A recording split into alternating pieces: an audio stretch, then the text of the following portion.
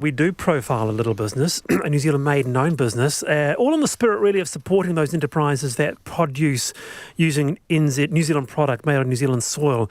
Now, Gourmet Picnics is a small operation in Cromwell and started in December as COVID hit.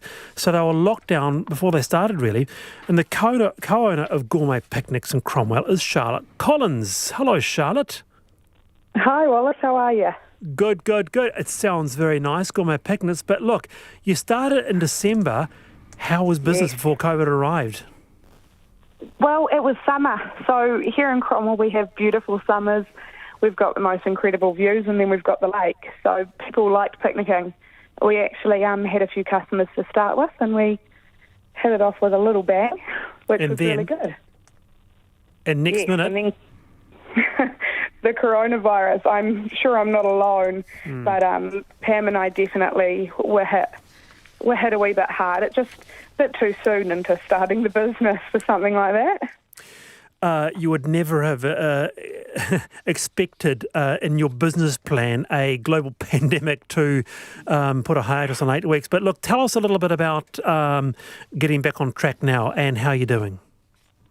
Yes, well, we are starting to get back on track. We've had to look at our business plan and come up with some new ideas, which has actually been quite fun. Pam and I we love what we do. I've worked in hospitality for years, and Pam is actually my partner's mother, so it's a wee family business. We make picnics, just what it sounds. So we make everything from the chutneys to the crackers and the desserts.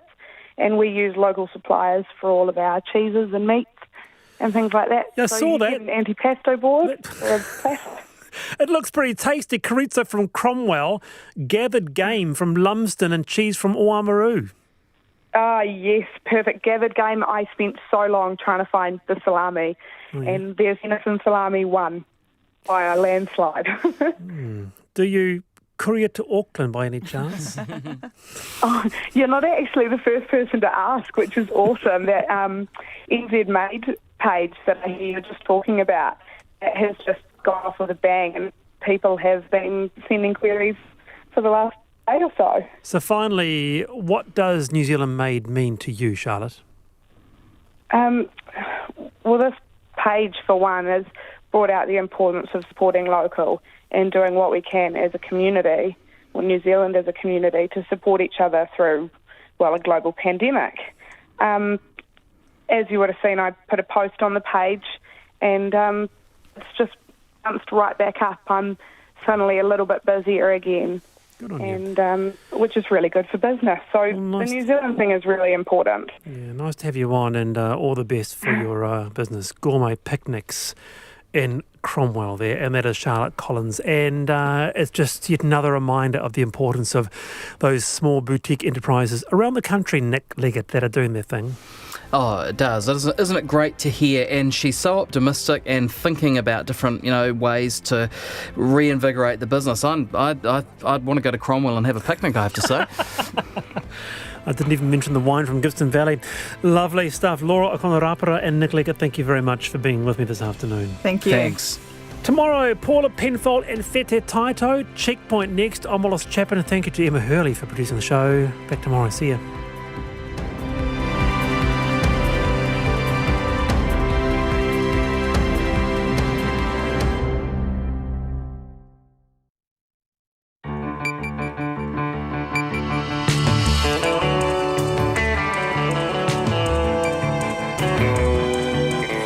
Whakarongo mai koe ki te reo irirangi o Aotearoa. This is Checkpoint on RNZ National.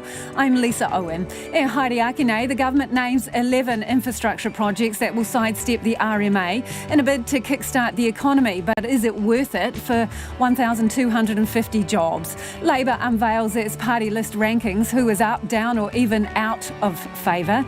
Did secure mental health facilities get it right during the COVID lockdown? We talked to the Chief Ombudsman. And protests are reignited in the United States after an autopsy reveals police shot Rayshard Brooks twice in the back at a Wendy's car park. The famous student watering hotel, the Captain Cook, is getting a new name. Not everyone is happy. And sellout rugby crowds look to continue. The Chiefs have already filled half their stadium for this weekend. RNZ News at 5. Kia ora ko Susana Leata with DNA. National says a prominent commentator during the COVID-19 crisis should have declared much sooner that she was putting her name forward to join Labour's election list. Aisha Verrill is ranked 18th on the list, which has been released today.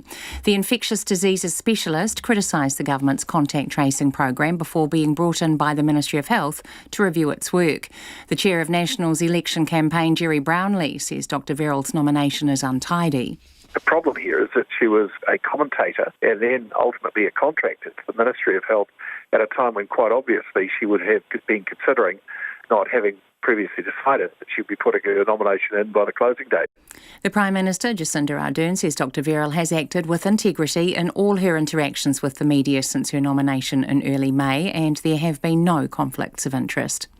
The Archbishop of Wellington has condemned the displaying of an All Lives Matter sign outside a Catholic church in Masterton over the weekend.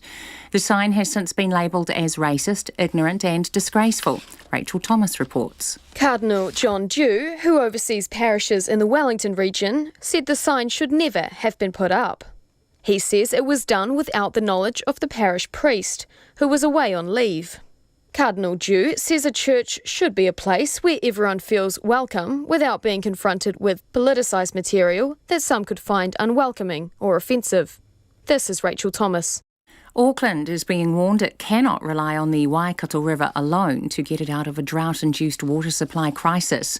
The heads of Watercare, the Auckland Council and the Waikato Regional Council have met to discuss options. Russ Remington, who chairs the Waikato Council, says his region can help, but Watercare seems to have dropped the ball. To actually, I think, run your water supply today just on the weather gods is probably foolhardy. That's the nicest way I could put it. I think they've just got to look at longer, more sustainable ways of water harvesting, collection, retention in the dam. Russ Remington says he's concerned the river could become overdrawn. The long-awaited Skypath walking and cycling track across the Auckland Harbour Bridge has been named as one of the 11 major projects to be fast-tracked under a new law. The government's COVID-19 recovery bill allows consent processes to be accelerated. Upgrades to State Highway 1 between Papakura and Drury will also be fast-tracked, as are the upgrading of Britomart Station and the Picton Ferry Dock. A man in his 90s was left to wait for hours in an emergency department before being sent home with the wrong diagnosis. The Health and Disability Commissioner Anthony Hill has found the Bay of Plenty DHB breached its duty of care to the man.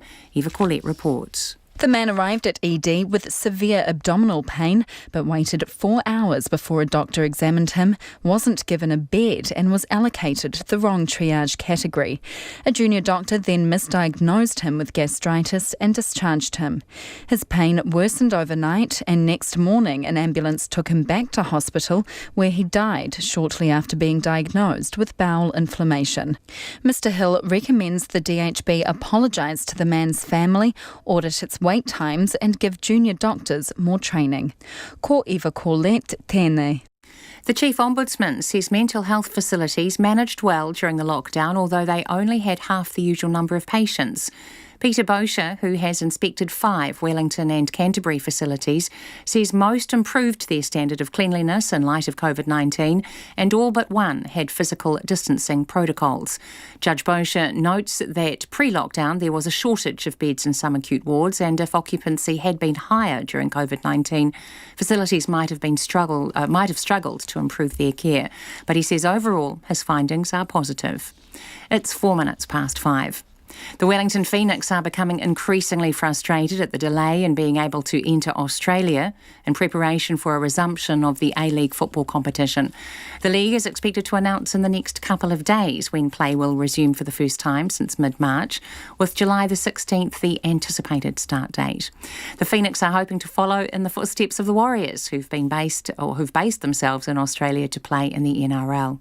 In a social media post, General Manager David Dome says they're being blocked from entering Australia and can't understand why. He says they're extremely disappointed with the approach of the New South Wales authorities, as the club won't have the same training window as all its rivals. The Wallaby prop Jermaine Ainsley has signed a 2-year deal with the Highlanders and will join the Dunedin-based franchise from next season. The 24-year-old, who grew up in central Otago, is the son of former All Black Joe McDonnell. Auckland golfer Ryan Fox has shown the pandemic shutdown hasn't affected his game by storming to a 13-stroke victory at the Waiarake Invitational. The world number 131, a regular on the still suspended European Tour, finished 24 under par for the Pro-Am tournament. Meanwhile, American golfer Daniel Berger has won in a playoff at the first PGA Tour event after a 3-month hiatus. That's the news. When calls for justice go unheeded. I've been doing this for 15 years. I don't know what justice is anymore. Is it getting them arrested? Is it getting somebody fired? Is it a chief stepping down? Should the statues go? Those are decisions for local communities. But they're passing the buck. The conversation should be facilitated at a national level. As change comes from the grassroots. A sleeping giant has been awakened, and people are hungry for change. And it's my sincerest hope that people continue to fight for that change. Wake up with morning reports, weekdays from 6 on air and online.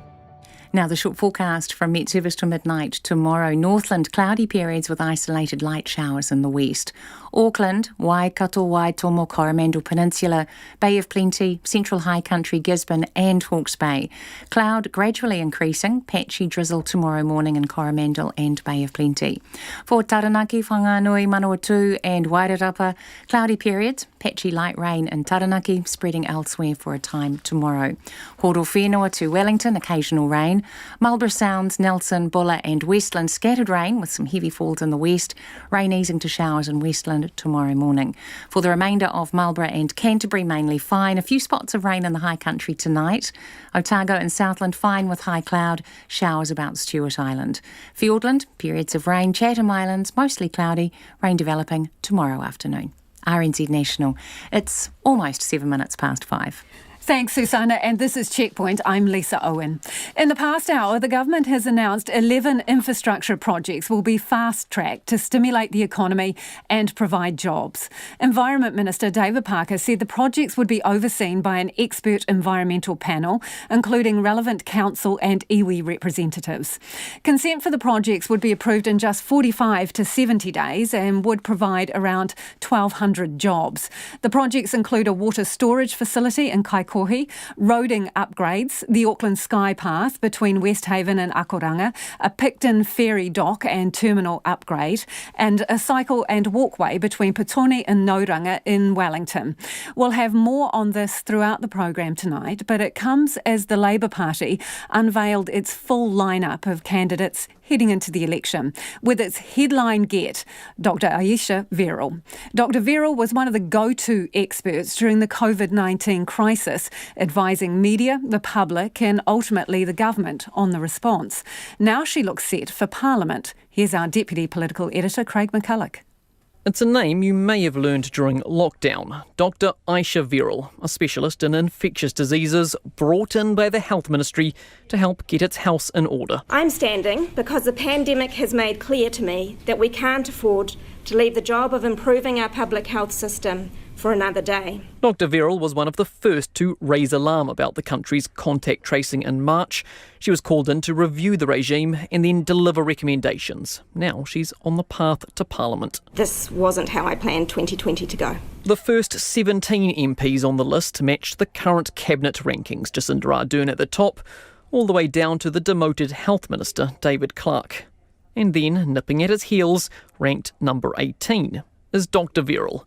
Diplomatic when asked whether she wants his job. That's a decision for the Prime Minister, and I'm happy to take any opportunity I'm given to work for better health for New Zealanders. Her prominence is a clear message to the public, Labour positioning itself as the party which beat COVID-19.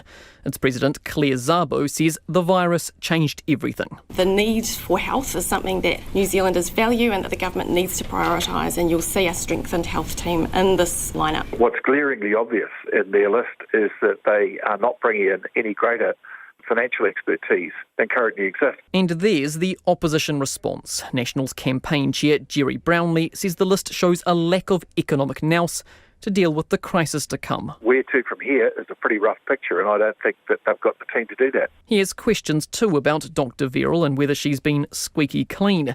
Why, he asks, was she not upfront with her intentions when publicly speaking about the government's response? A bit untidy. It's certainly not what you'd expect in an age where you do have to make these disclosures. For her part, Dr Verrill says it was a last-minute decision to join the list. She officially put up her hand on May the 5th, the day before nominations closed. I have always sought for that work to be highly transparent. I haven't been providing public comment on COVID-19 since I put my nomination in. And yet here she is on RNZ on May the 11th, 6 days after throwing her hat in the ring, the day the PM announced a move to level 2. The contact tracing system has improved so much over the last 2 months. I haven't seen a health system improve that fast ever, and I have confidence it's suitable for moving to level 2. The stamp of approval, but no declaration of her Labour intentions. Jacinda Ardern, not worried. Dr Verrill has acted with the utmost integrity,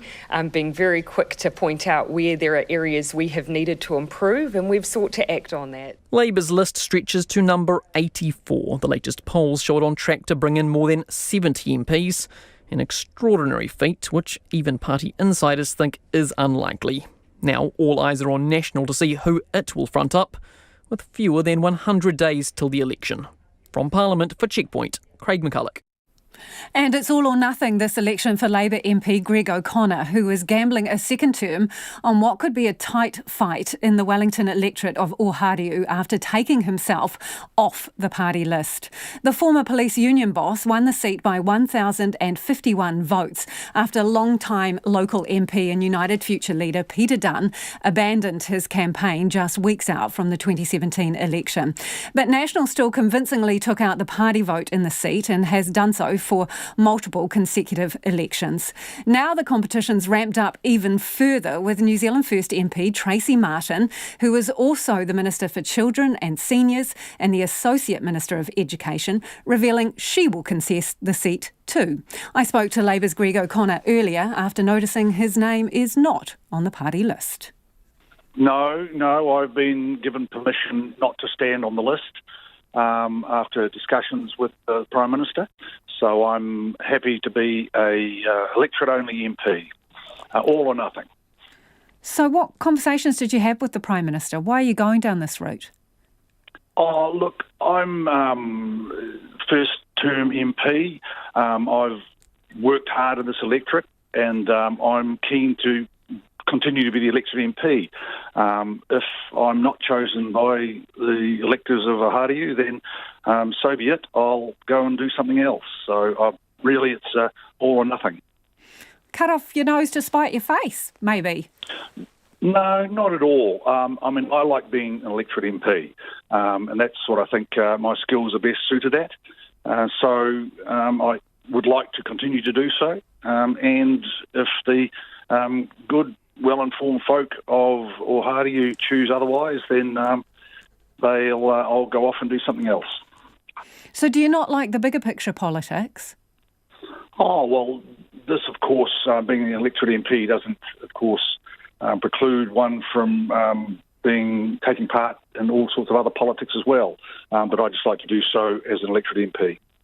OK, so competition's heating up in your neck of the woods. Tracy Martin from New Zealand First, Minister for Children, Associate Minister for Education and the Minister for Seniors, has thrown her hat into the ring in Ohariu. What's your strategy for beating her?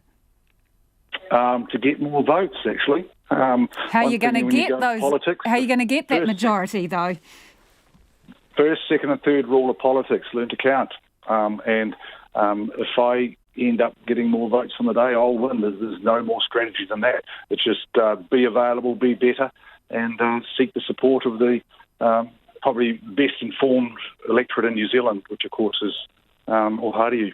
How can you be better than her? She's in a position of, great authority. Minister for Children, Associate Minister of Education, Senior Minister in the current government. I mean, what have her mistakes or missteps been? Well, I'm not sure there have been, but I'm not sure I have made any either. I think the electorate is very different.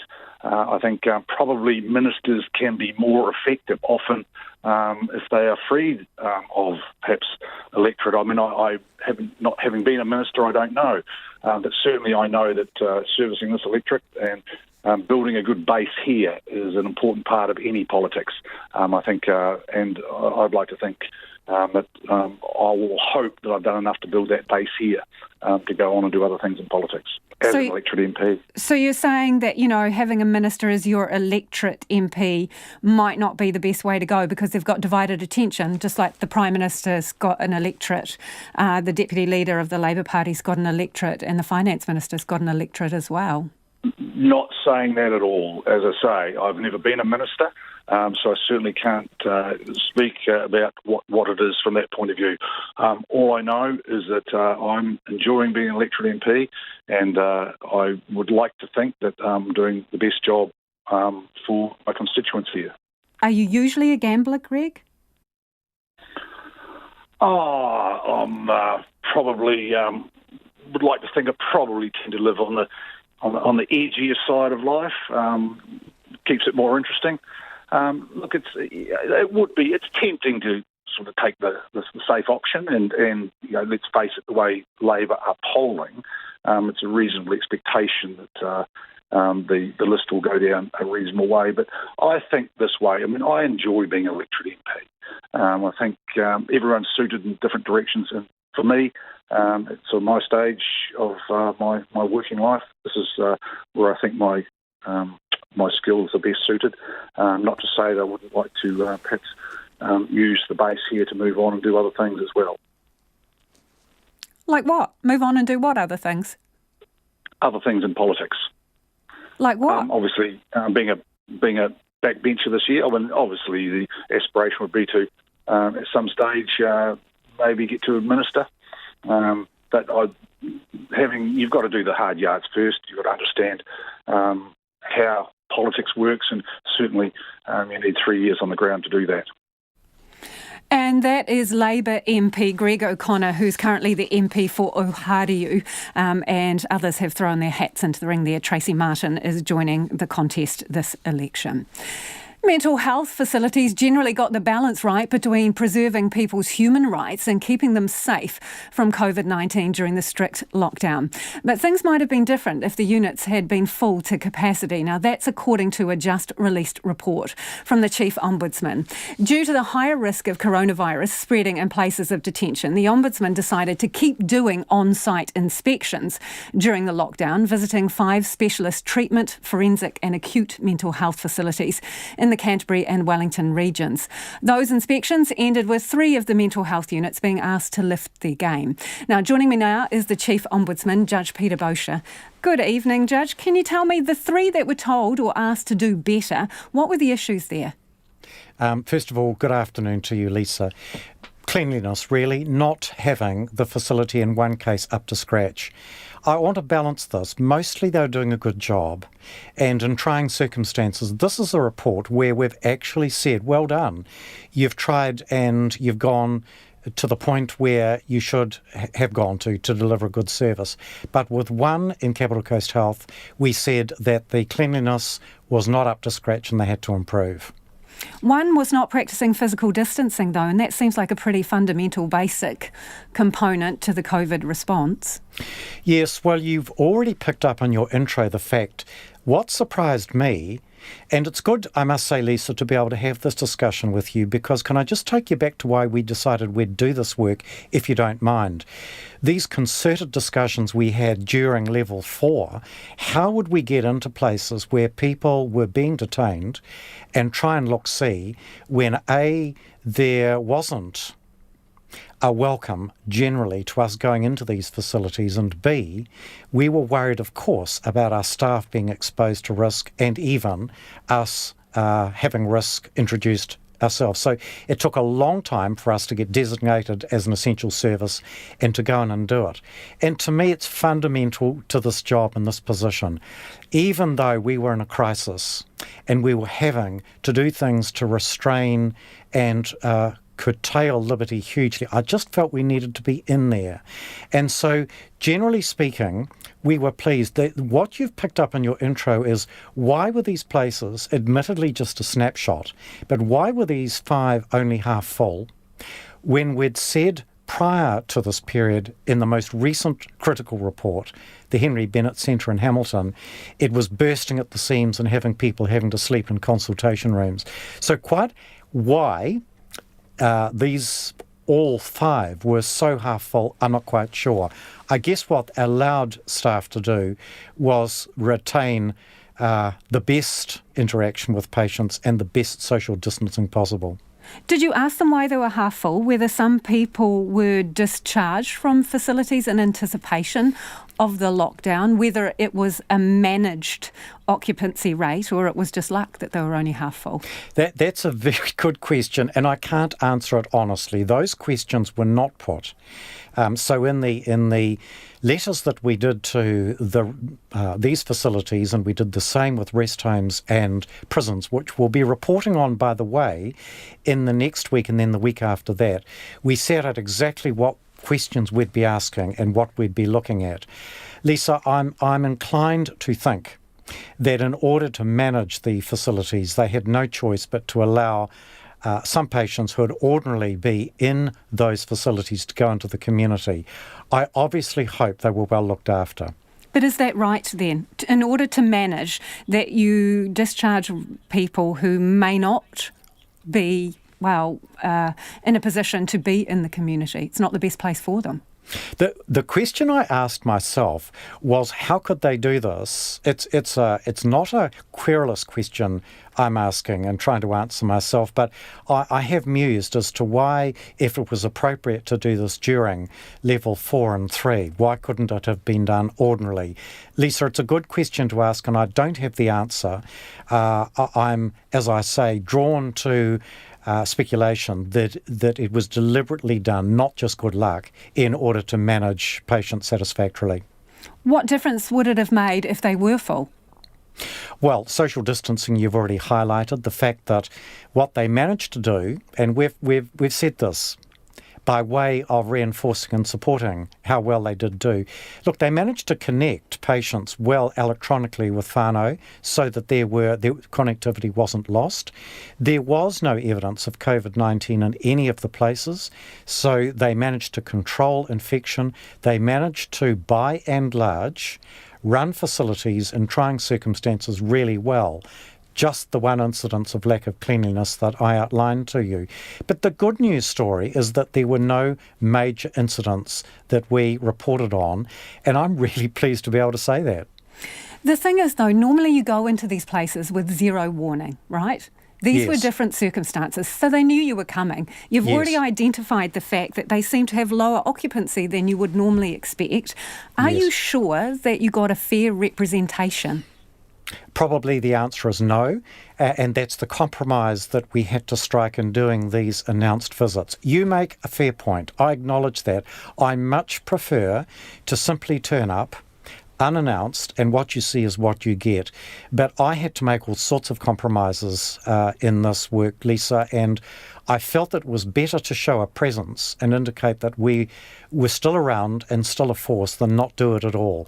But you make a fair point that in the limited circumscribed inspections we did, they're not as good as the usual unannounced visits.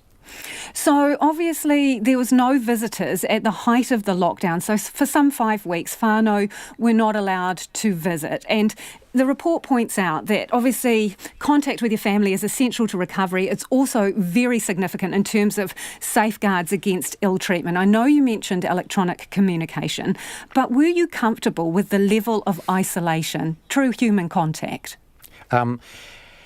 With all of the inspections that we did, and more to come, which just to tantalise, that's been the issue. I was concerned right at the outset that if one was going to cut off in prisons, rest homes and mental health facilities the ability of whānau, family, loved ones to visit, you were going to isolate and make people lonelier than they might otherwise be.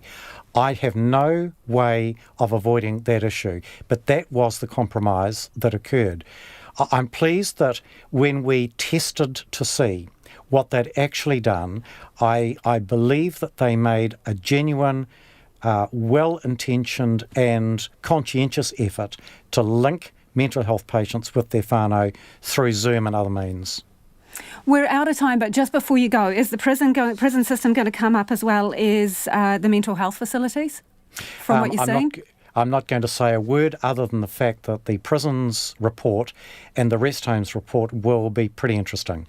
All right, we'll be talking to you again shortly, no doubt then. That is the Chief Ombudsman, Judge Peter Bosher, joining us there live from our Wellington studio. It is 25 minutes after 5 and you're with Checkpoint on RNZ National. Keen for your feedback on anything you've heard this evening, whether it's the government fast-tracking 11 infrastructure projects, the lockdown in mental health facilities, anything that's caught your attention on the program this evening. You can text us on 2101. Tweet us at Checkpoint RNZ, or you can send us an email, checkpoint@rnz.co.nz. Protests have erupted in the US state of Georgia after a black man was shot dead by police in the capital, Atlanta. 27-year-old Rashad Brooks was fatally shot during an altercation with police following a failed breath test outside a Wendy's restaurant on Friday night. The city's police chief has quit and the officer involved has been fired. Mr. Brooks' killing has added yet more fuel to the fire of nationwide protests, calling for an end to racism and police brutality. Demonstrations which were sparked by the killing of George Floyd by a white police officer 3 weeks ago. Our World Watch reporter Annabelle Reid has more, and a warning if you are watching these Reuters pictures or listening on the radio, some of the content in Annabelle's story is distressing. Responding from a call from a Wendy's in South Atlanta on Friday night, Officer Devin Brosnan approaches Rashad Brooks' car. Hey man, you're parked in the middle of the drive-thru line here. Asleep in the drive-thru lane, police body cam footage released today shows the 27-year-old does not respond straight away. What's up? So you're parked in the drive-thru line. You're blocking traffic here. You were sleeping when I walked up here. What's up, man? You just have a long day or something? What's up? Alright, yeah, you can't, you're blocking, people calling said you were blocking me, alright? You good? You don't need a ambulance or anything like that? Are you just tired? Alright, man, just I'll move my car. Just pull somewhere and take a nap. Brooks has moved on to a nearby parking bay where Officer Devin Brosnan asks if he's been drinking. How much have you had to drink? That's when I had, one drink. You're not being honest with me. How much did you have to drink? I had one drink. Be honest with me. Over the course of the entire evening, from the time you started drinking until your very last drink, how many drinks did you consume? I had one drink. What kind of drink was it? A margarita. Okay, how big was the margarita? It was just a small cup. Small cup? Yes, sir. Have you taken any medication today? No, sir. Any drugs of any kind? Marijuana, cocaine, nothing like that? No, sir. Do you have any medical conditions, physical defects? Hold on, let me finish. Do you have any medical conditions, physical defects, or injuries that would affect your ability to walk, balance, or operate a vehicle safely? I'm okay. Nothing whatsoever? No, sir. No issues I need to know about? No, sir. Officer Brosnan radios for assistance and is joined 16 minutes later by another officer, Garrett Rolfe. Brooks tells Officer Rolfe he didn't fall asleep in his car. Officer Brosnan asks Rashad Brooks to take off his cap and step out of the car, where he's asked to walk in a straight line. 4, 5, 6, 7, 8, 9. All right, just take a deep breath in, put your mouth over the mouthpiece, blow as hard as you can until I tell you to stop. Blow, blow, blow, blow, blow, blow, blow, blow, blow, blow, stop. Very good. I just had a few drinks, that's it. How many? 1.5. Like I said, I was into the second cup. I wasn't even, I told her, babe, let's go, because I'm hungry. What kind of drinks did you have? I'm not sure. It's something she ordered. She said top shelf or whatever. Top shelf what? I'm not sure. It was, like I said, it was her birthday, and it was my daughter's birthday, intent to, have a good time. And I said, babe, I'm hungry. Let's go. Brooks then tells Officer Rolfe he may have had 1.5 drinks, but he doesn't recall what they were. Just take me home. I'm ready to go. So you had about 1.5 drinks, but you don't remember what kind of drinks they were? No, sir. All right. I really don't, Mr. Ross. All right. I think you've had too much to drink to be driving, so put your hands behind your back for me. Officer Brosnan then tries to handcuff Brooks, but he resists, and the video shows a scuffle breaking out on the ground. Hey, stop fighting! Stop fighting! Stop fighting! Stop fighting! You're gonna get tased! You're gonna get tased! Stop! Mr. Wrong! Stop! Come on, man. Stop! You're gonna get tased! Mr. Wrong! Hey, hands off the taser! Stop fighting! Hands off the taser! Dashcam pictures from the officer's car show the struggle continuing, as both officers warn Brooks if he doesn't stop, he'll be tasered. Brooks breaks free with one of the officers' taser, and then he and Officer Rolfe fire shots at each other. But it's then the altercation turns deadly, and Officer Rolfe gets his gun out. CCTV security footage shows Brooks still trying to flee after he's shot. Both officers attempt to provide medical treatment until an ambulance arrives, but he later dies of his injuries in hospital.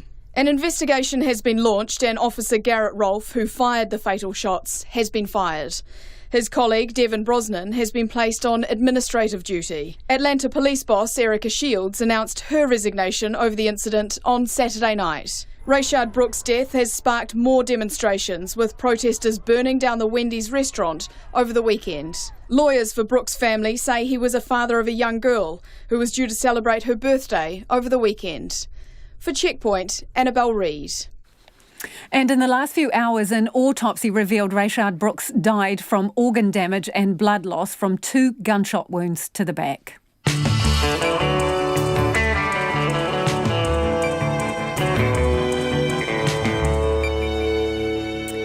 Coming up on Checkpoint on RNZ National, the iconic Dunedin pub, The Cook, looks set to be renamed.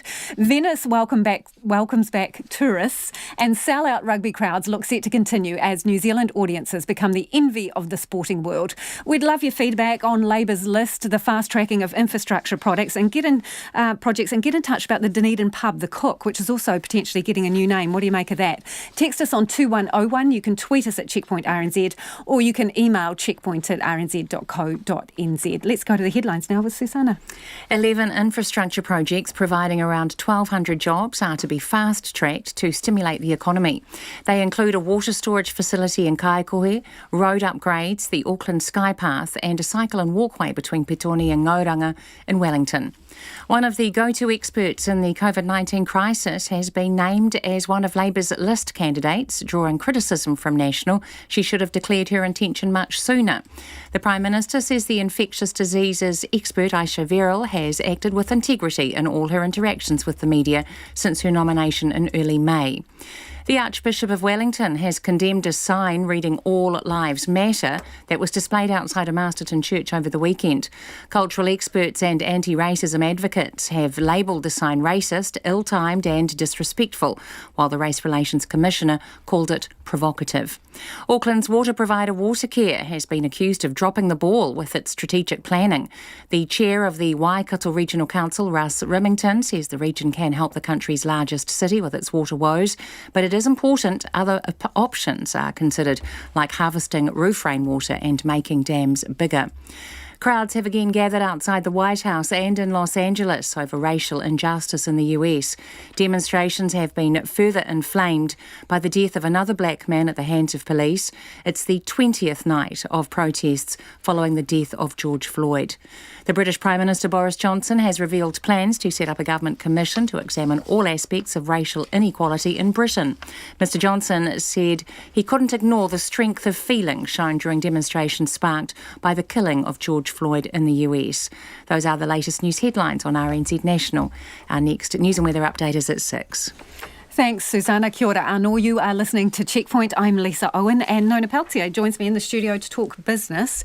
So let's start with the property firm. So it's an Australian property firm, Centuria, and it's looking to make a takeover offer for Augusta Capital. What's it all about? Yes, it's the second round of hoping to take over the company. So originally they were offering about $2 a share, and but they pulled that offer in January when the COVID emergency began to emerge. And things started to look a bit, maybe not quite as well for Augusta as they had hoped. So Augusta, in the meantime, it raised some capital because they needed to shore up their own balance sheet. And at that point, this company, Centuria, took a 23% stake in Augusta during that capital raise. So that's what they ended up with. Now they've made a second takeover offer for the company. This time, all up, they're offering $1 a share. So half-price deal. I'd say it's not, I don't know how I feel. Times have changed. What times have changed. So, but, they're pretty confident that the shareholders will like this particular offer. And one of the reasons why is that it's a mix of cash. I think it's 20 cents a share they're going to pay, as well as a part stake in Centuria, 0.39, cents or percent of what their shares are worth. So it's not a bad deal, I guess, when you consider what's transpired in the latter months following the January withdrawal of the takeover offer. It did see Augusta's share price rise 31% today. So they were trading at 90 cents versus just about 64, or rather... Yeah, 68.5. Can you read that chicken scrawl, Nona? I can. 68.5 cents. Well, there's just so many numbers to get through. Exactly. But this particular... So anyways, they're kind of hoping that the shareholders will accept this offer. Remains to be seen. But in the meantime, they said, well, heck, we're going to go ahead. We're going to take... We don't know what the future holds for Augusta or any property company.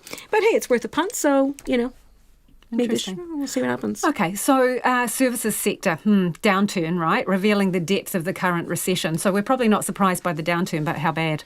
Well, we talked about the performance of manufacturing index on Friday. Today, we're talking about the performance of services, and it's really just as bad as the manufacturing sector.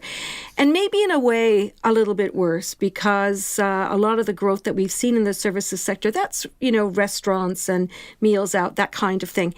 It shows that there was a lot of spending, but that was more pent-up demand following the lifting of the lockdown. Whether that is going to carry on or not, they're not suggesting that it will. In fact, they think that given the numbers that we're seeing today, that the combination indicates the second quarter of this financial year, so right now, for the period ending June 30, that our economy probably has shrunk 19%. That's 19. That's a startling number, really. Yeah. When you read those, and that's the thing about these numbers, they seem almost surreal. Like you sort of, like this morning we had the latest house prices and, a slump in the number of sales, like 49.5%. And that was off 119% drop the month before that. So, these are numbers that we don't normally report on, and just to even provide some context for them is difficult. You wonder what will happen in future years. We don't even know the trend. We just know what the here and now number exactly. shows us. That's that's very tricky. Now, meanwhile, so our NZX Top 50 Index, believe it or not, it only fell 0.33% with all this bad news today, 42 points to 10,864. Now, that's in contrast to what we're seeing in Asia and in Australia. So Australia's market was down, last time I looked, 1.75%. And that's in line with what we're seeing in Asia, because there's rising now concerns about the resurgence of the virus in China. And that has put the damper also on the New Zealand dollar and the Australian currency, which was making news in Tokyo today that they both fell because of the increasing risk. So when the world becomes worried, the New Zealand dollar, the Australian dollar are seen closely associated with China. So as China goes, so do we. And so as a result of that, our dollar is trading at 64.1 US cents and 94 cents Australian and 51.2 British pence. Thanks, Nona. Nona Peltier with our business news. The British government has declared it's winning the battle against coronavirus, with just 36 deaths recorded in the past 24 hours, the lowest since March the 21st. Across England, non-essential shops are set to reopen as life slowly returns to normal. But amid the positive developments, the weekend was marred by violent protests in the centre of London. The ABC's Samantha Hawley reports. Mainly white male protesters attacked police in central London. In Parliamentary Square, the grand statue of Winston Churchill had already been enclosed in a protective box after being vandalised the weekend before. This group, with a clear far-right element, says they came to protect the statues against counter Black Lives Matter protesters. quickly became clear, really, all they were there for was a fight. More than 100 were arrested, including a man photographed urinating next to a memorial for PC Keith Palmer, who was stabbed to death during a terror attack in Westminster. Boris Johnson condemned the group as racist thugs. The Chancellor is Rishi Sunak. I completely agree with him. It is both shocking to see and absolutely disgusting to see some of the things that happened yesterday. I find it abhorrent, and I fully support the police in doing everything they did yesterday. I'm sad they had to do that, but they deserve all our support, and I know the country will probably join me in being united in condemning what we all saw yesterday. But there has been some positive news out of the UK. The death toll is finally falling. Just 36 deaths were recorded in the last 24 hours. The total is now close to 42,000. Oh, look at this. First big screen. It's fantastic. Yeah, nice to see you. Nice to see you. Well, listen, good luck tomorrow. Are you ready? Are you ready? Non-essential shops can now reopen, and Boris Johnson is urging people to get spending. They're not sure quite what they're going to get tomorrow. Will they get, a huge wave of customers? Will it be a trickle? We don't know. But I think people should shop and shop with confidence. Some scientists are worried the lockdown measures are still being lifted too soon, with the R, or reproductive rate, still stubbornly high. The ABC's Samantha Hawley reporting there. The iconic Dunedin music venue, The Cook, is getting a new name because its owner says the current one is hurting people unnecessarily. On the back of the Black Lives Matter movement, questions have been raised about the future of monuments, streets and businesses named for colonial-era figures, with controversial roles in colonisation, the slave trade and, in some cases, the slaughter of Māori. Last Friday, Hamilton City Council removed a statue of the British Army captain John Hamilton from the middle of town. Now, the music venue and student watering hole in Dunedin's Captain Cook Hotel is looking for a new name. I asked owner Mike McLeod why. I'm changing the name, I suppose, because recently people have pressed me quite hard on the matter. Well, that's not the reason I'm changing it, but that's made me think about it. Then I started thinking about little details like whether or not Captain Cook was a good or bad person, and or whether he is really responsible for colonisation and various things like that. And I thought, well, it doesn't really matter to me because I'm not. Captain Cook doesn't really have anything to do with my music venue, and I just realised that people were hurt by the name, and it's not a name that I'm especially proud of at all, and it doesn't really have much to do with my business. So I just thought, well, there's going to be people that will, there's been a bit of an outcry from people that are horrified that I've changed the name of my business, but I thought, well, they'll get over that. And that will blow over. But the people that will continue to get hurt by the name, they'd continue to get hurt by the name, forever. So I just thought it was quite an easy choice at the end. A long deliberation period, and it took me quite a while to form my own view. But at the end, I thought, it was quite an easy decision at the end. Did you decide whether you thought Captain Cook was good or bad, or did you just make the decision because the name was hurting other people? I have my own views on it, and they're not very well educated or thought out, and I'm not so I thought that's best left to historians, really. So what conclusion did you come to? I don't know, really. I think that he was a navigator and a map maker. He was probably quite an intelligent man. I know that 9 Māori were killed during one of his landings. There's various speculation on other things that I can't comment. People have told me that he was, a paedophile and a rapist and things like that. And I can't comment on those. I don't have any evidence for or against those claims. I don't have too much of a view on Captain Cook, but I noticed that I think he's become a symbol, rightly or wrongly, for colonisation and oppression, and that by people, seeing the name, some people seeing the name or seeing iconography attached to him, that's what that symbol represents. Whether that's fair historically or not is not really for me to decide. I just thought, well, if I can get rid of the name and stop, and if that's hurting people, then I'd like to do that. And I don't have a strong desire to keep it. Where we're a music venue, we're not a British Navy museum, or there's no reason for us really to have any association with that. It doesn't really represent what we do anyway. So, but some people aren't happy, are they? Have they been coming at you from both sides? They have been, and obviously at the moment it's coming from one side because I've made a decision. So, what are they saying? People, I think last night I got trolled on my personal Facebook page. Well, I've got my business page, but so I think some people obviously searched me and found me, and then what was I called a culture thief? And I'm a virtue signaller. Just lots of bits. It was a bit like being back at high school, really. It was being bullied in the schoolyard. No one's, sworn at me, I don't think. But just all sorts of. I mean, I could give you probably a list of them if I had a bit of time to think about them. But it did remind me a wee bit of being back at high school in some ways. I don't want to hurt people. I'm trying to run a music venue. So, what is a more appropriate name then? It's a good question, and that's my job now, really. I'm not sure whether I'll stick with kind of any kind of similar theme. So, for one, I think I've thought of, but I'd like to talk to local iwi maybe is Kupe, who was the person that named the country Aotearoa, who came over here on his waka with his navigator Areti. So that's crossed my mind, but I mean, I might just distance myself from the whole thing altogether and call it something else. I really don't know at this stage.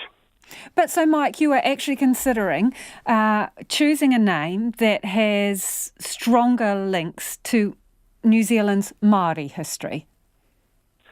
I suppose so. I mean, and regardless of whether it's European or Māori, I mean, it precedes Captain Cook.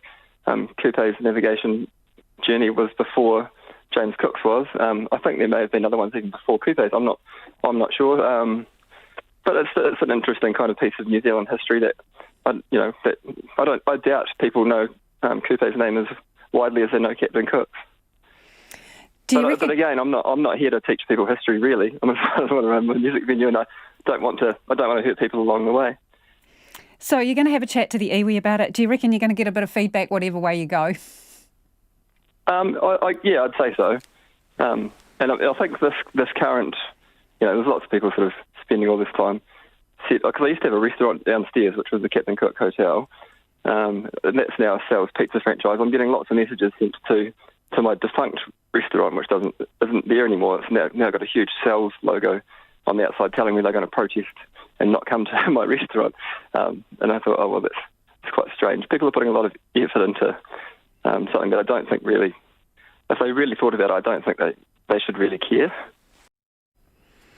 And that is the owner of the Cook, Mike McLeod, and the Cook is in the Captain Cook Hotel in Dunedin. A lot of you getting in touch about this already. This person, Chris, says, the Cook is a private business. The people who run it have the right to call it what they like. Free speech for small business. A lot of people complaining don't go to gigs there anyway. It's not going to impact the business. I go there a lot and we'll keep going, whatever it's called. Thanks for getting in touch, Chris. And this person says, the Cook was an iconic Dunedin pub. This is PC madness. Next thing, I won't be able to fly my Confederate and Crusaders flags. And Meg and Peter have got in touch saying we think it should be renamed the Cook with the chef-type Cook picture. It has always been known as the Cook. You can get in touch by texting us on 2101, tweet us at Checkpoint RNZ or email checkpoint@rnz.co.nz if you would like to give us your views on the renaming of that pub in Dunedin. The US ambassador to Russia says an American man accused of spying is the subject of a gross injustice and that his case is a serious problem when it comes to trying to improve the dire state of bilateral relations. Paul Whelan was arrested 18 months ago and is charged with receiving Russian state secrets, an accusation he's always denied. A judge will deliver a verdict in his trial tonight, our time in Moscow. And from where the BBC's Sarah Rainford reports.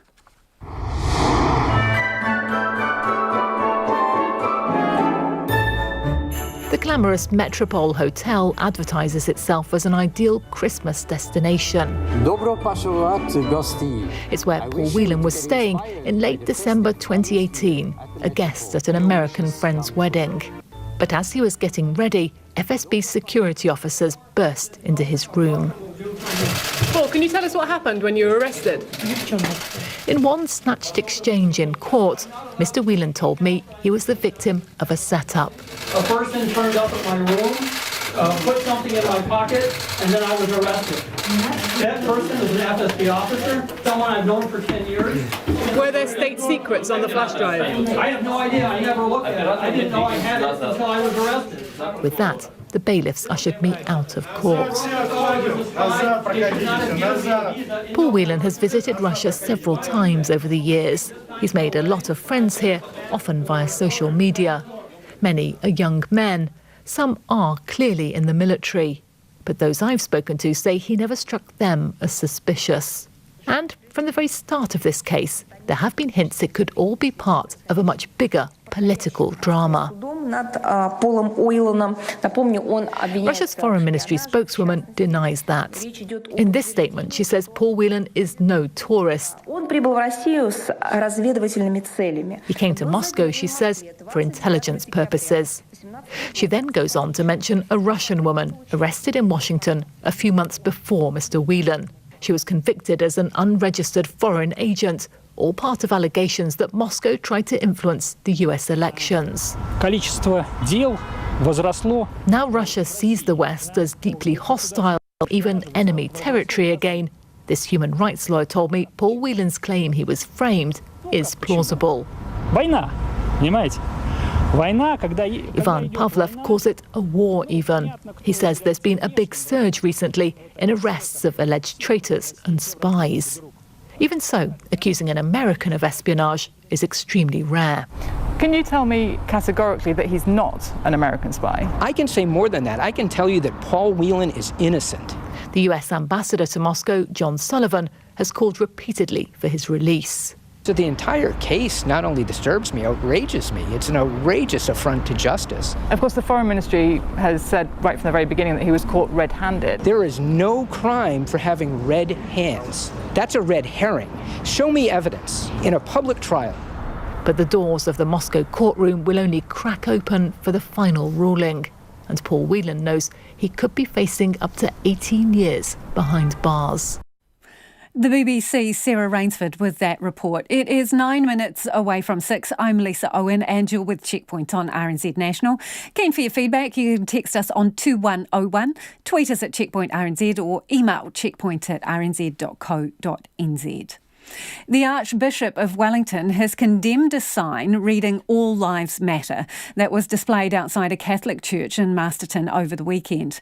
The message, set out on the board outside St Patrick's Catholic Church, has been vandalised. It also triggered an angry backlash online. Cultural experts and anti-racism activists have labelled it racist, ill-timed and disrespectful, while the Race Relations Commissioner called the sign provocative. Rachel Thomas reports. Cardinal John Dew, who oversees parishes in the Wellington region, said in a statement that RNZ has revoiced that the sign should never have gone up. The All Lives Matter sign was put up without the knowledge of the parish priest while he was away on leave. As Archbishop for the diocese, I do not support the placement of that sign. It should not have been put there. A church should not be politicised this way. A church should be a safe space for everyone. Cardinal Dew says he understands that some people find the sign unwelcoming or offensive. The reason for putting the All Lives Matter message up on the church's external notice board is unclear. The church itself has not responded to RNZ's request for comment. Masterton Mayor Lynn Patterson says the church told her that it was linked to a traditional Christian feast. I'm not a Catholic, but I understand it's linked to the feast of the Corpus Christi, which is obviously a Catholic commemoration or celebration, which was actually over the weekend, and the intention really was highlighting the humanity of all people. So that's the explanation that I have been given. Pacific lecturer and native Hawaiian Emalani Case says the church deserves the backlash. She says the phrase has come to symbolise a system that denies the significance of lives of people from ethnic minorities. Just ill-timed, it's offensive, it's disrespectful, and we can't actually say all lives matter until Black Lives Matter, because Black lives, unfortunately, often get left out of the all.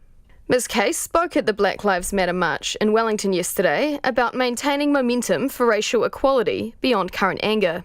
When I looked out yesterday and saw thousands of people, it was, it just filled me with hope that people are hopefully not just kind of riding the tails of this movement, but also really wanting to do the work. And so it requires calling people out. Race Relations Commissioner Meng Foon says the phrase has been used to justify ignoring racial disparities, like the overrepresentation of black communities in police shootings.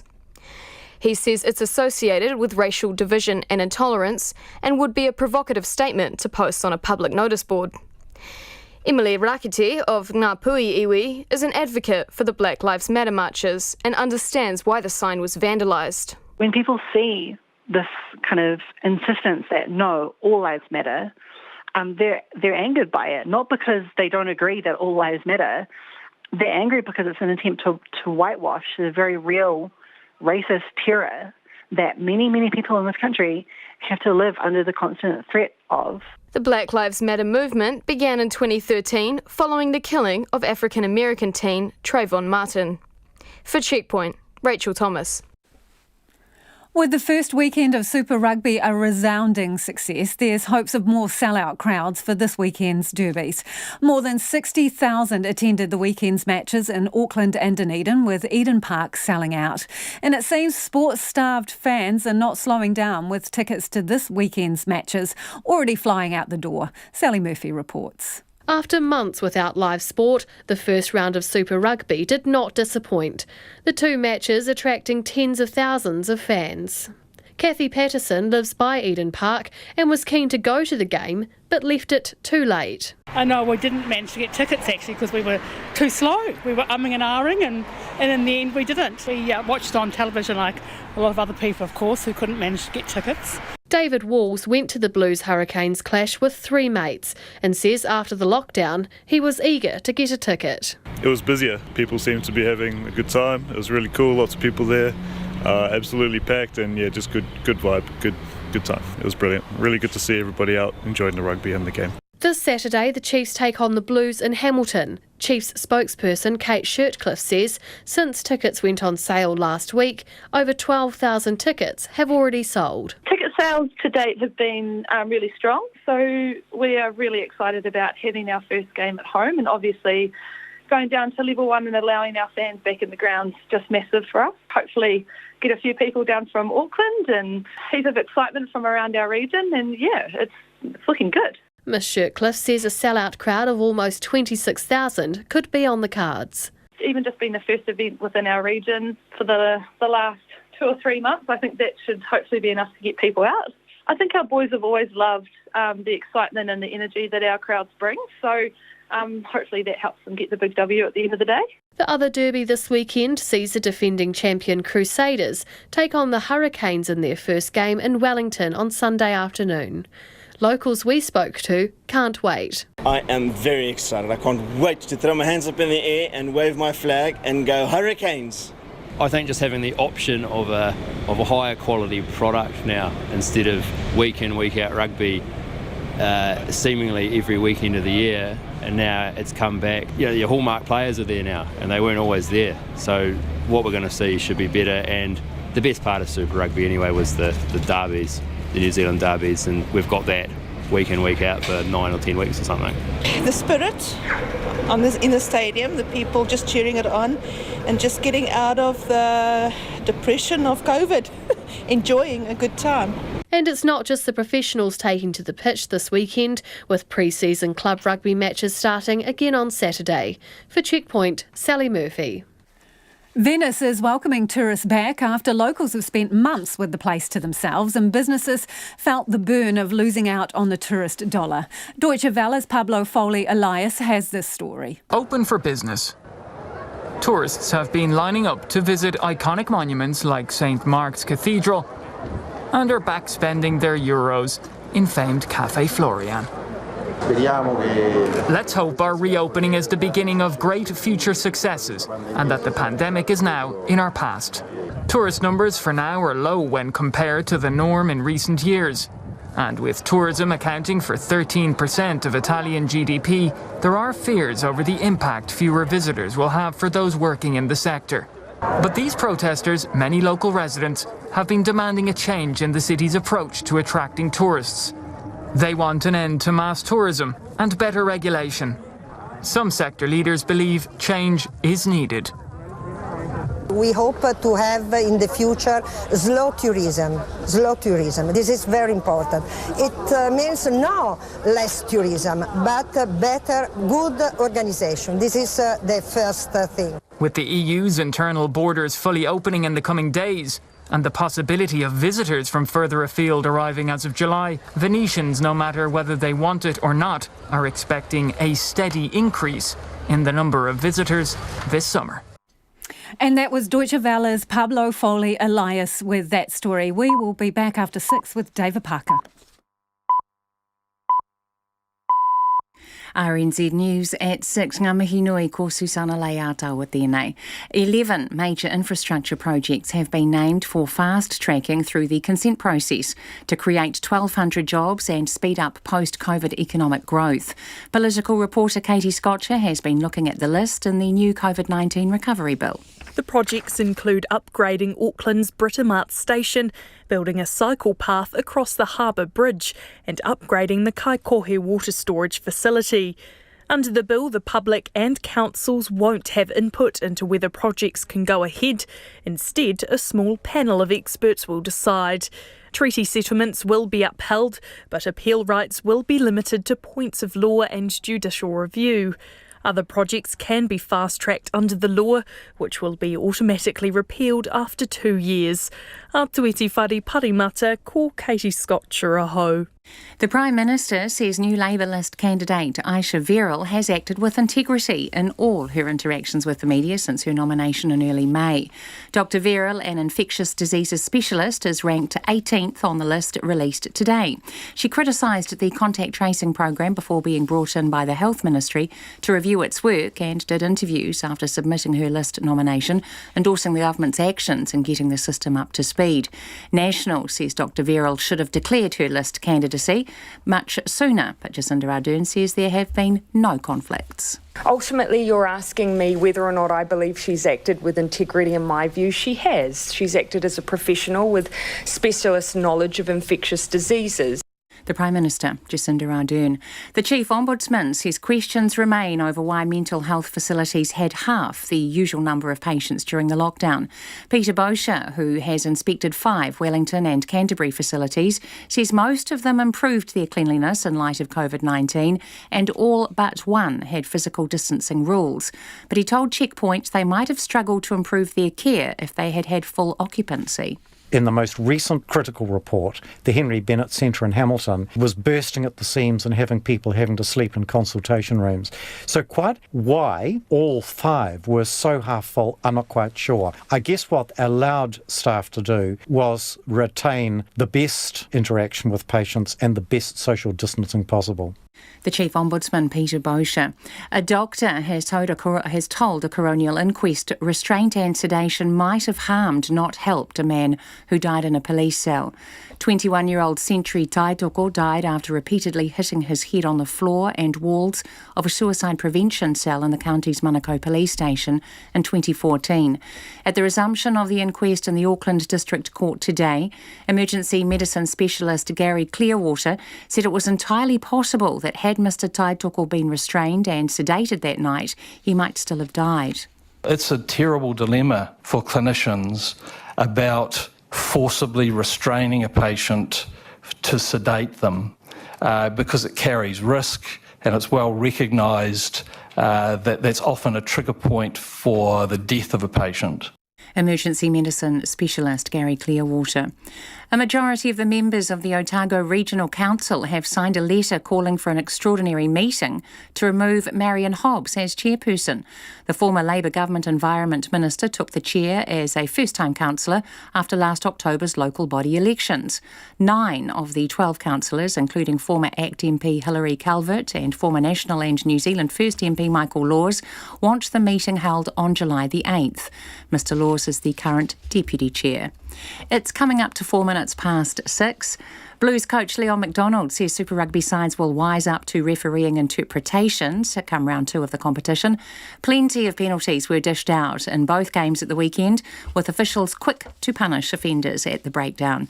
The new way of officiating is designed to speed up the game, but it had the opposite effect in the first 2 games, despite players having been warned referees would be more vigilant. McDonald says the games should flow more this weekend. In the first half, I think we conceded 5, 6, 7 penalties in a row, and it really stunted our game. And we're going to get some better pictures now of what the referees are going to allow and not going to allow, so that hopefully next week everyone's a little bit better. Meanwhile, the Wallabies prop Jermaine Ainsley has signed a 2-year deal with the Highlanders, under which he will join the Dunedin-based franchise from next season. The 24-year-old, who grew up in central Otago, is the son of former All Black Joe McDonnell. US President Donald Trump says he won't watch the NFL or the US soccer competition if players don't stand for the national anthem. The NFL has said players should be allowed to protest during the anthem, saying it was wrong for not listening to players earlier. US soccer has also overturned a ban on players kneeling during the anthem. The practice was started by former NFL star Colin Kaepernick in 2016 to highlight racial inequality, but Mr. Trump has repeatedly said NFL players who do it should be sacked or banned. That's the news. Tonight on Nights, Alistair Haig has a song for the road. If the road isn't snowed under, he's a plough driver. Helene Elliott from the LA Times has stories of sport from the other side of the Pacific. We've got a window on the world of kids fixing the planet, and Peter Simpson on the second volume of his epic memoir of Colin McCann. On Nights with me, Brian Crump, after the news at 7 on RNZ National. Now the short forecast from Met Service to midnight tomorrow. Northland, cloudy periods with isolated light showers in the west. Auckland, Waikato, Waitomo, Coromandel Peninsula, Bay of Plenty, Central High Country, Gisborne and Hawke's Bay. Cloud gradually increasing, patchy drizzle tomorrow morning in Coromandel and Bay of Plenty. Taranaki, Whanganui, Manawatu and Wairarapa, cloudy periods, patchy light rain in Taranaki, spreading elsewhere for a time tomorrow. Horowhenua to Wellington, occasional rain. Marlborough Sounds, Nelson, Buller and Westland, scattered rain with some heavy falls in the west. Rain easing to showers in Westland tomorrow morning. For the remainder of Marlborough and Canterbury, mainly fine. A few spots of rain in the high country tonight. Otago and Southland fine with high cloud, but showers about Stewart Island. Fiordland, periods of rain. Chatham Islands, mostly cloudy. Rain developing tomorrow afternoon. RNZ National. It's 6.5 minutes past 6. Thanks, Susanna. If you're just joining us, this is Checkpoint and I'm Lisa Owen. The government is fast-tracking major infrastructure projects, cutting out a large part of the public consultation process to speed up economic growth in the wake of the COVID-19 crisis. The 11 projects are listed in the new COVID-19 recovery bill, which will be printed tomorrow, with a copy given to the National Party to consider before deciding whether to support it. While Labour and New Zealand First back the fast-tracking, the Green Party is only supporting it to the first reading at this stage and hope to see changes around what they say is the blocking of iwi and environmental voices. Minister for the Environment, David Parker, joins me now. Good evening, Minister. Your press release says this will create around 1,250 jobs. Are those gains sufficient enough to sacrifice the usual democratic process? Well, that's the first tranche of projects. It's not all of the projects. We think it's necessary. It's extraordinary times, and we can't afford to wait for the delays that would normally be inherent in normal resource consent processes and appeals.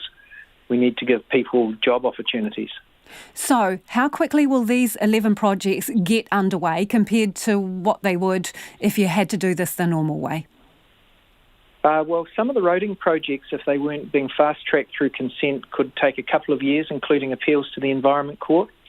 And that's not necessarily a bad thing in normal conditions. But at a time like this, when so many people have lost their jobs, particularly in industries like export tourism, international tourism, then we think it's appropriate to speed up the process while protecting the normal treaty principles and environmental tests that apply under the RMA. So the crisis is sufficiently bad that it's worth sacrificing the democratic process? Well, no, changing the democratic process. I mean, this is democracy in action. Parliament will be asked to say that in this sort of situation, you should set aside normal application processes for some of these big infrastructure projects and instead of them being first hearing at a council, second hearing at an environment court, have one hearing on which the local authority will be represented, headed by an environment court judge with iwi representation. We think that's fair enough. So these 11 projects, why specifically them? And have you got the regional balance right? Because there's a heavy weighting to Auckland in this list, isn't there? Well, there are some Auckland projects there, but some of them are housing. Seven of 11, isn't it? The housing need is greatest in Auckland. That's why the Unitech project in Auckland is in there. The water storage project is up north. The roading projects are in different parts of the country, as are the cycleways, and of course the rail projects are in different parts of the country too. So, one of the things we wanted here was to have a bit of balance, because we knew that if this was all roads, for example, that we would face the criticism that we were locking the country into a high carbon future, when we actually want to get good environmental outcomes of this as well as employment opportunities. Does the Green Party agree with the 11 projects that you've chosen? They would have had a preference for some projects over others. That's something that you can ask them, but they've... Yeah, but I'm sure you've had talks with them, Minister, so what percentage of the list did they approve of? They favoured the cycleways. They were less enamoured of some of the other projects, but, this is a coalition government, and they've agreed to support it at first reading with the listed projects that are in it. So do you have the support to get it through? Because, they are only offering support at the first reading. And National, do you know exactly where they stand? No, we don't, although they did say that they thought they needed a fast-track bill in order to cut through some of the normal delays under the RMA. So, that'll be up for them as to whether they support it at first and subsequent readings, as it is up to other parties. Have you had any discussions with Todd Muller about it? Not with Todd Muller personally, no. Anyone else within National, face-to-face conversations? I had a conversation with another of their MPs, and I said that as soon as it was printed, we'd share them a copy of the bill, which we intend to do. And no indication of support at this point? I haven't asked for it, because I know that I've got first reading support one stage at a time. Okay. So do you really need to do it? Because obviously we are in a situation where we've got an economic downturn, but based on government forecasts, economy is expected to bounce back by 2022. 8% growth in GDP is one of the forecasts, and back to 4.5% unemployment by 2024. Are you just kind of seizing the opportunity to go backdoor here? I think the 40,000 extra people who became unemployed during the lockdown want employment. So, but you're not offering 40,000 jobs through this, though, are you?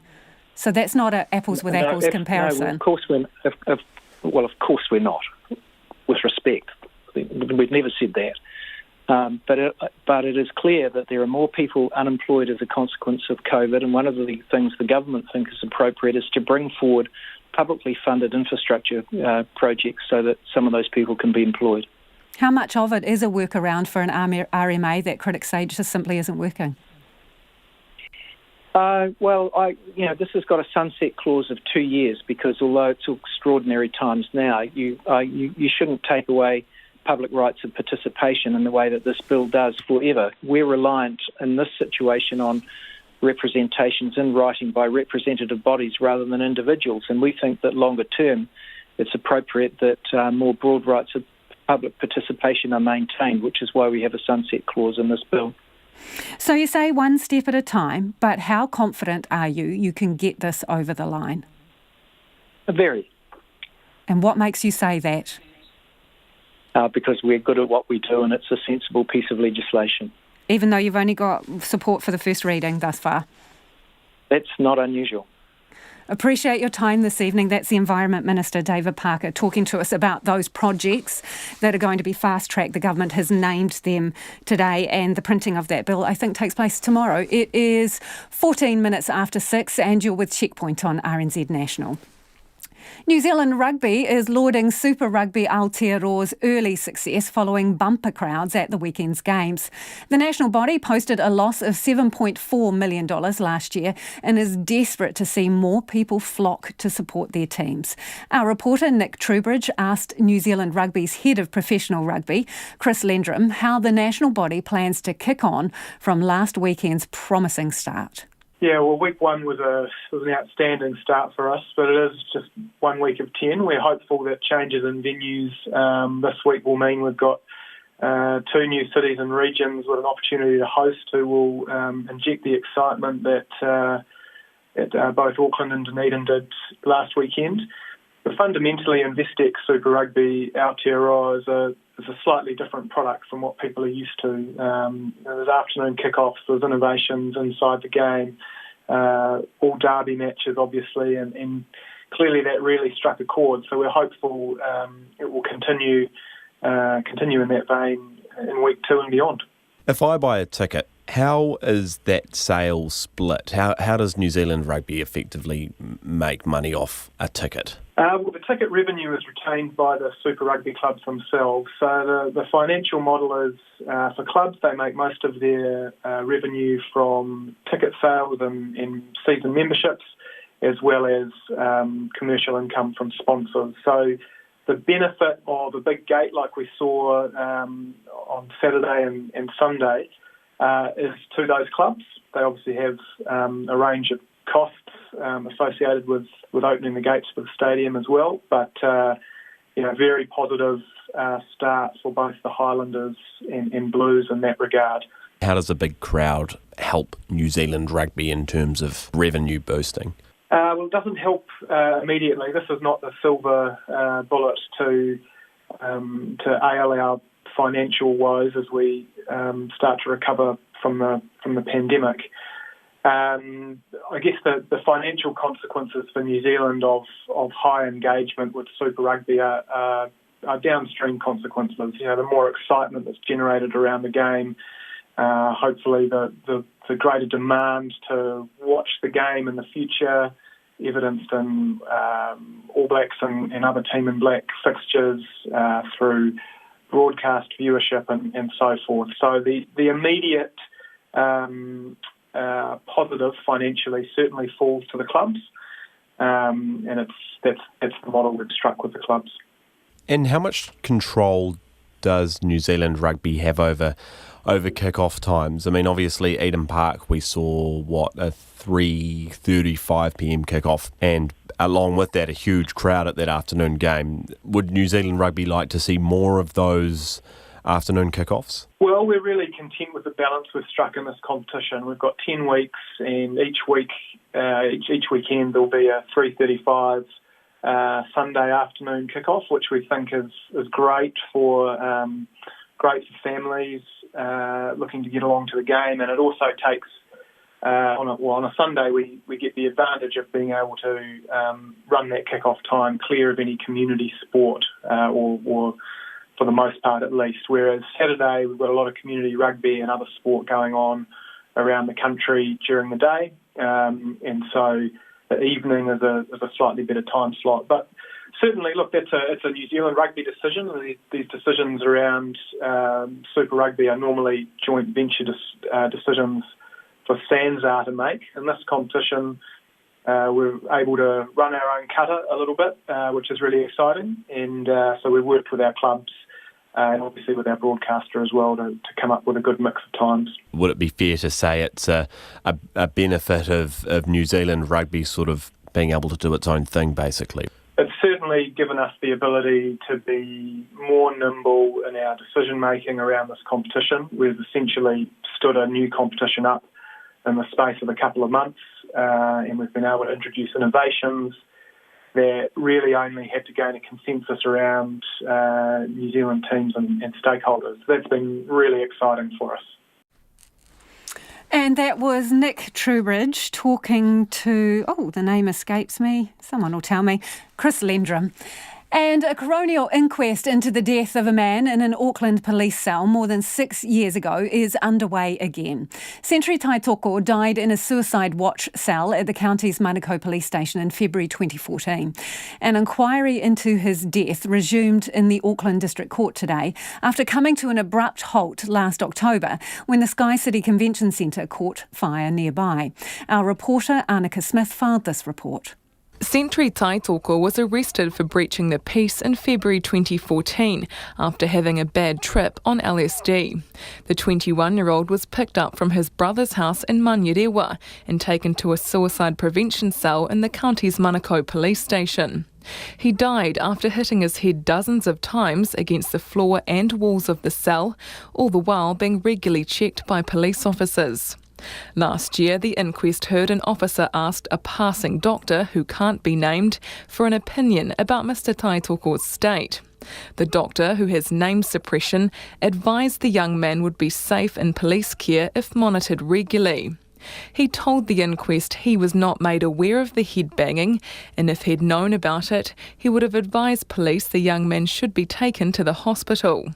This afternoon, Mr Taitoko's family lawyer, Barry Wilson, asked another doctor if it was normal practice to inquire about a person's behaviour before and during their time in custody. Dr John Bonning, an experienced police medical officer based in Hamilton, said it depended on the circumstances. Yes, you would want, again, if the person was pointed out to you and you were asked to give any form of opinion, verbal or otherwise, do you think this, even something as minor as you think this person's okay? It depends. It depends on how long they've been there, what their condition and behaviour had been like up to that point. Of course, you would want to know some more detail. Last year, the court heard the doctor who observed Mr Taitoko felt reassured the 21-year-old appeared subdued when he saw him. He said if he'd known the young man had repeatedly hit his head earlier, he would have held a very different opinion. Today, Dr John Bonning told the court attitudes towards so-called corridor consultations had come a long way since 2014. The concept of a casual consultation is something that we would be very careful of. Overall, the safety of persons in custody has been drawn into focus over the years with adverse incidents that have occurred on both sides of the Tasman. Emergency medicine specialist Dr Gary Clearwater later told the inquest quick corridor consultations were commonplace in any emergency department. That's in the nature of a busy emergency department. A doctor, supervising doctor, is often asked in passing for a quick opinion, and to spend a lot of time formally assessing every patient would seriously impair my ability to get through the workload. Mr Clearwater said it was entirely feasible Mr Taitoko could have also died had he been restrained and sedated that night. It's a terrible dilemma for clinicians about forcibly restraining a patient to sedate them because it carries risk, and it's well recognised that that's often a trigger point for the death of a patient. Mr Clearwater said there was a known reluctance to admit people with extreme behaviour to emergency departments because of the enormous strain on resources, some aggressive patients requiring up to 10 hospital staff for their care. Sentry Taitoko's whānau have waited more than 6 years to see his coronial inquest through to the end. The inquest got off the ground last October, before the Sky City Convention Centre fire forced an adjournment. 8 months on, after a nationwide lockdown and a further 3-hour delay this morning to resolve tech issues, the inquest is finally underway again. It will resume in the Auckland District Court tomorrow morning. Mō te hōtaka o te ahi nei, ko Annika Smith ahau. To the latest in the Madeleine McCann disappearance now, Portuguese police say the German evidence against the new suspect in the case of the missing British girl is significant. They face criticism for being too slow to channel attention towards the man named by German authorities as Christian B. The BBC's Lucy Williamson reports from the Portuguese resort of Praia da Luz, where Madeleine went missing. New perspectives are hard to spot from the cliffs above Praia da Luz. The view from here has barely changed since Madeleine McCann disappeared. This patch of scrubland, dotted with crumbling ruins, is where the British police searched 6 years ago for clues. We now know that just a few hundred metres away was the house where Christian B lived in the years before she vanished. Coincidence or a missed opportunity? Today, a senior Portuguese police source who has seen the German evidence told me it was very important and significant, and that the Portuguese were keen to cooperate. When police were searching here 6 years ago, they'd already been given Christian B's name among hundreds of potential suspects. But were they aware that this man with previous convictions for child sexual offences had lived for years overlooking this land? A neighbour told me the first time police had contacted her was last year. Christian B had been a difficult tenant, she said, squatting in the house without paying rent. After he was no longer there, which is about 2005, a friend and I, together with the owner, cleaned the place out, and he was in a terrible state.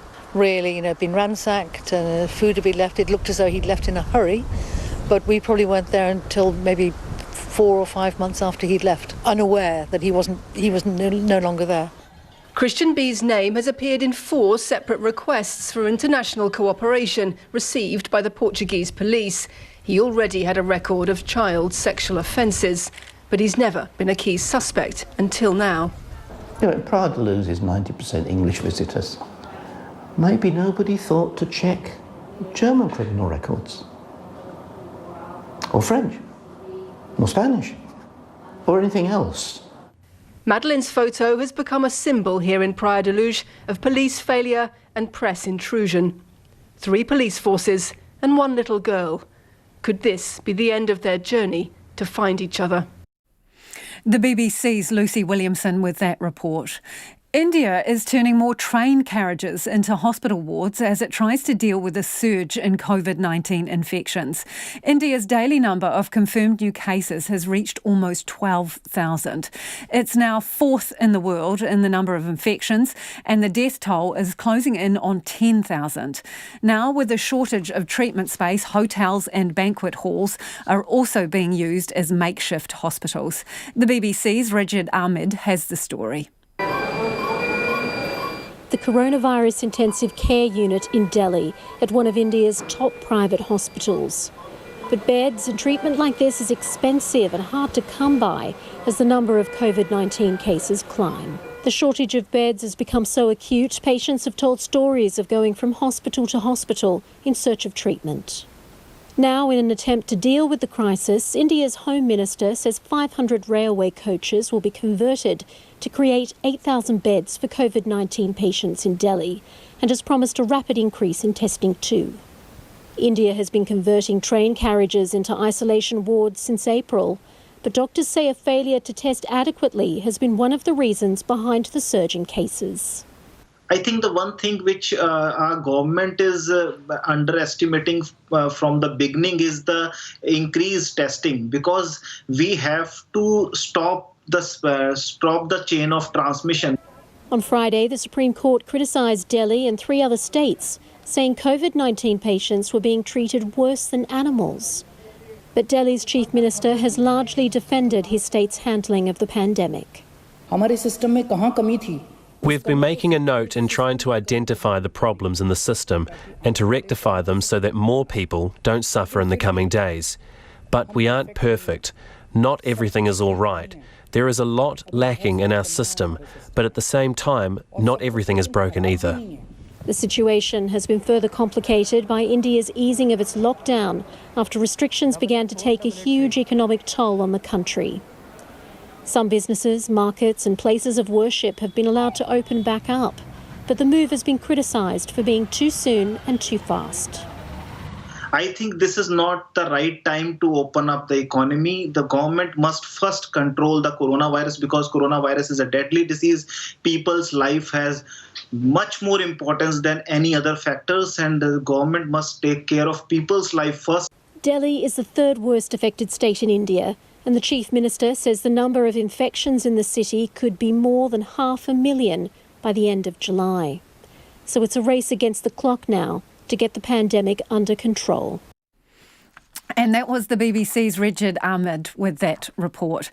A lot of feedback coming in from you, we'll get to some of it now, on the renaming of The Cook. Now, this is the music venue and, I suppose, popular student pub in Dunedin. The proprietor has decided to change the name because he says it is upsetting some people. And John's got in touch to say, the owner of the Captain Cook, Dunedin, admitted under your gentle questioning that he hasn't formed an opinion on James Cook that justifies his change of name, but rather is succumbing to pressure. Cook was a great scientist and naval engineer and not a colonist. He was remarkable for becoming one of the greatest figures of his century and almost entirely based on merit with no benefit of social class in an age when that was rare. He seriously misjudged the tragic encounter in Turangi Poverty Bay and deeply regretted it. As a teacher of our often disgraceful colonial history, I could name many dozens of influential colonists who deserve to be vilified, but not Cook. Thank you for getting in touch, John. And this one says, the guy that owns the Cook is great. Why should people want to decide what he should call his venue? Who would be affected by the change of the name anyway, and how? And this one says, most New Zealanders know very little about Captain Cook. This is a crazy knee-jerk reaction. Do some research before you make judgments. I suggest Captain Cook was an amazing man and by all accounts very humane. Helen says, good on you, Michael. Your venue, your call, stuff the trolls. You sound like a humble bloke who is trying to do what you consider to be the right thing. Let's all be Michael. And this one, good on you, owner of the previously named Captain Cook venue in Dunedin. You are doing the right thing. Stand by your principles. It is high time Dunedin joined the 21st century. Lots of different opinions there. We'll be back tomorrow. First Up's with you, well, first thing tomorrow morning. RNZ News headlines at 6:30. The Environment Minister says protections will be in place as 11 major infrastructure projects are fast-tracked to help the economy. A doctor has told a coronial inquest restraint and sedation might have harmed a man who died in a suicide prevention police cell in 2014. In the US, calls are growing for a police officer to be charged with the murder of another black man as an autopsy shows he was shot twice in the back. And border controls due to the pandemic are being lifted across much of Europe.